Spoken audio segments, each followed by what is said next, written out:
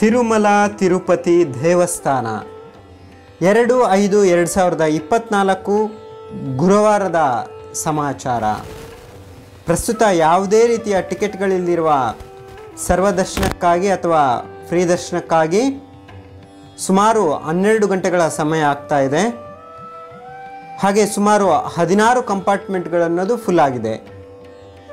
ಪ್ರಸ್ತುತ 300 rupees special entry ದರ್ಶನಕ್ಕಾಗಿ 3 ರಿಂದ 4 ಗಂಟೆಗಳ ಸಮಯ ಆಗ್ತಾ ಇದೆ. ಸುಮಾರಾಗಿ 1/5/2024 ಬುಧವಾರದಂದು ಶ್ರೀ ವೆಂಕಟೇಶ್ವರ ಸ್ವಾಮಿಯವರನ್ನು ಸುಮಾರು 72,510 ಜನ ಭಕ್ತರು ದರ್ಶನ ಪಡೆದುಕೊಂಡಿರುತ್ತಾರೆ.